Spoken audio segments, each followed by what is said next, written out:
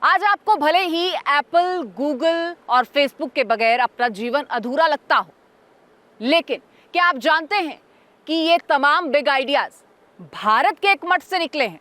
शायद आप नहीं जानते होंगे। तो चलिए आपको लिए चलते हैं उसी मठ में जिसका नाम है कैंची धाम। देवभूमि उत्तराखंड, जिसके हिस्से 4 धाम आते हैं, जहां बद्रीनाथ से लेकर केदारनाथ तक सबसे विशाल और पवित्र नदियों के उद्गम स्थल गंगोत्री और यमुनोत्री तक आस्था की सरिता बहती है।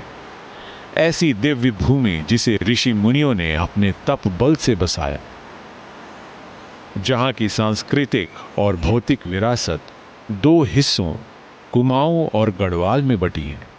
उसी कुमाऊं की पहाड़ियों के बीच शिप्रा नदी के तट पर सर्पीले रास्तों के किनारे एकांत में एक आश्रम बसा है, जिसे कैंची जैसी सड़कों की वजह से दुनिया कैंची धाम के नाम से जानती है।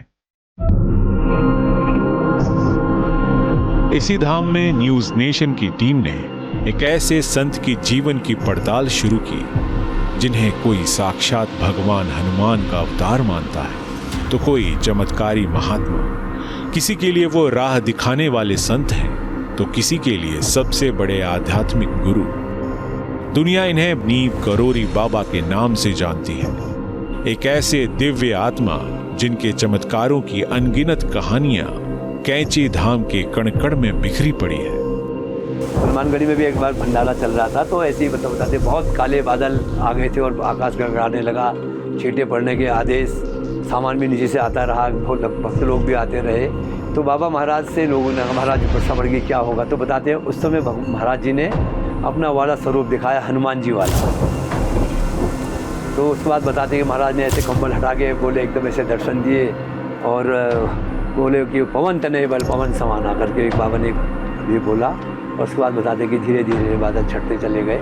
इसे समझने के लिए हमें चलना होगा कैंची धाम बसने से पहले के इतिहास में।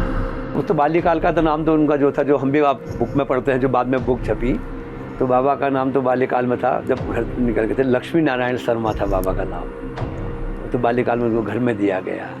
तो बाबा तो उसके बाद बाल्यकाल में ही घर से निकल गए, उनको क्या नाम मिला, लेकिन बाद में मालूम चला जब हम श्री माता जी से जुड़े, श्री माँ के सानिध्य में इतना प्राप्त किया, इतनी चीज़ें बाबा के बारे में मालूम चली, तो बाबा वहीं से मालूम चला कि बाबा का नाम माँ द्वारा ही मालूम चला था। कि जब माँ ने बहुत खोज करी बाबा के बारे में, जब बाद में हर स्थान पे गई बाबा के, जहाँ बाबा अपना जिक्र करते थे, हमारा एक स्थान वो, तो बाबा का बचपन का नाम बताते, जब गुरु नाम मिला उनको, गुरु से अब जब कभी कोई गुरु मिले होंगे, तो उनको बाबा लक्ष्मण दास, 17-18 साल की उम्र में बाबा लौट रहे थे, फरुखाबाद वाली रोड पे थे, ट्रेन से जा रहे थे। तो सडनली जहाँ पे आज नीप करोरी गांव है, तो उस गांव के बीचों बीच एकदम चेकिंग हुई, तो ट्रेन रोक दी गई। तो बाबा महाराज बैठे हुए मिले फर्स्ट क्लास में, एंग्लो इंडियन उसका वो था टीटी, उसने बाबा महाराज को बड़ी बेदर्दी से निकाल दिया, क्योंकि साधु संत पहले भी टिकट कहाँ लेते हैं, अभी भी नहीं लेते हैं, तो यात्रा में चलते रहते हैं। क्योंकि फरुखाबाद में गंगा जी है, तो ये सोचते थे कि बाबा जी गंगा जी जा रहे होंगे। तो उसके बाद बाबा जी को उतार दिया गया, तो बताते वो ट्रेन, उसके बाद वो ट्रेन चली ही नहीं। तो उसके बाद धीरे धीरे तो फिर बाबा उसी स्थान पर रुक गए। तो गांव का था नाम नीम करोरी। तो लोग आसपास के लोग, गांव वाले कहने लगे, अरे वहाँ चलो जहाँ नीम करोरी बाबा हैं, वहाँ दर्शन करके आते हैं। यहीं से उन्हें नीम करोरी वाले बाबा का नाम मिला, जिन्होंने कैंची धाम में धाम बना एक चमत्कार के साथ। फिर उनका साहब आप बना तो रहे हैं, तो ये सवा तो मेरी तो है नहीं, ये तो सरकार की जमीन है, वो तो आपको बनाने नहीं देंगे, कोतरे आपको। उनका कौन कहे, कौन बनाने देगा, फिर कौन करेगा मेरी जमीन के लिए? चौधरी चरण सिंह, उनका वो कर सकता है। अच्छा बुलाओ उसको। दूसरे दिन पता नहीं, जब तो उनकी तो महिमा ही अपरंपार है, दूसरे दिन चौधरी चरण सिंह भी आ गया। बाबा क्या चाहिए? मुझे ये ज़मीन चाहिए, इतनी चाहिए।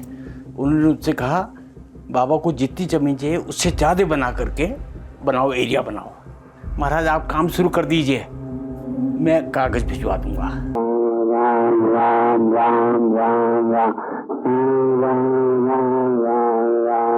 ये बाबा नीम करोरी की असली आवाज की रिकॉर्डिंग है, जो 25 जून 1973 को उनके ही एक अमेरिका भक्त बाबा कबीर दास ने रिकॉर्ड की थी। कभी रामायण होती थी तो बाबा एकदम शरीर उनका, लोग कहते हैं कि बढ़ जाता था, और हाथों की पैरों में ऐसा लगता था कि जैसे कुछ बालों की, जैसे बंदरों के होते हैं वैसे वृद्धि हो रही है। छोटी जगह में लगता था कि बाबा इतने तखत में बैठे हैं, लोग तो विशाल काय हो रहे हैं। तो ये तो लोगों के अपने अनुभव हैं। देखिए, अच्छा, उनका एक हाथ बड़ा था? कभी नहीं, हर समय नहीं होता था बड़ा, हर समय थोड़ी होता था वो हाथ बड़ा।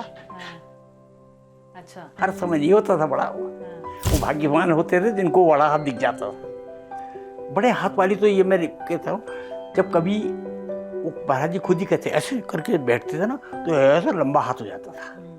कैंची धाम की कथा कहती है कि कभी बाबा नीप करोरी के शरीर की बनावट भी उन्हें हनुमान का अवतार होने का संकेत देती थी, और इसके कुछ साक्ष्य तस्वीरों के रूप में आज भी मौजूद हैं। शिरीष चंद्र शाह जगाती की खिंची तस्वीरें इसी का प्रमाण देती है। दाहिने हाथ के सहारे लेटे बाबा का हाथ असामान्य रूप से लंबा और वानर के हाथ जैसा दिख रहा है, जबकि दूसरा हाथ सामान्य है। जबकि हैरानी की बात यह है कि इस दूसरी तस्वीर में उनके दोनों हाथ सामान्य नजर आ रहे हैं। दावा किया जाता है कि कुछ विशेष अवसरों पर बाबा का शरीर हनुमान जी के रूप में परिवर्तित होने लगता था। शायद इसीलिए बाबा नीप करोरी हमेशा एक कंबल में लिपटे रहते थे और अपने भक्तों के घर आशीर्वाद के रूप में चुपके से छोड़ आते थे। घर में आए थे, फिर मंदिर में ये कंबल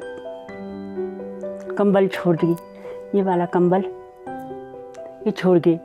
तो हमने तो बाद में देखा, जब मैं सब छोड़ छाड़ के फिर महाराज जी के पास यहाँ छोड़ने आई महाराज को, उसके बाद मंदिर में गई तो तब देखा हमने। और वैसे एक कंबल मैंने भी उड़ाया था उनको। हाँ, बस इतनी यादें, और तो कुछ है नहीं, उनकी यादें यही है, हमने रख रखा है। जब महाराज जी आए, हमारे घर आए थे, उस समय की फ़ोटो है ये। मैं छोड़ने गई थी बाहर, जब जा रहे थे उस समय मैं छोड़ने गई थी बाहर। ये आप हैं? हाँ। एक ने भक्त ने बोला, बाबा आप जंगल में बना रहे हो, कौन आएगा यहाँ, क्योंकि यहाँ तो कुछ था ही नहीं, तो न पानी न बिजली न रोड अच्छी उस समय। तो बाबा से हंसते हुए बोले कि हनुमान जी बैठ जाएंगे, विश्व आएगा यहाँ। इस वीडियो को पूरा देखने के लिए और NN Plus के क्वालिटी कंटेंट का मजा लेने के लिए इस कोड को स्कैन करें और डाउनलोड करें NN Plus ऐप।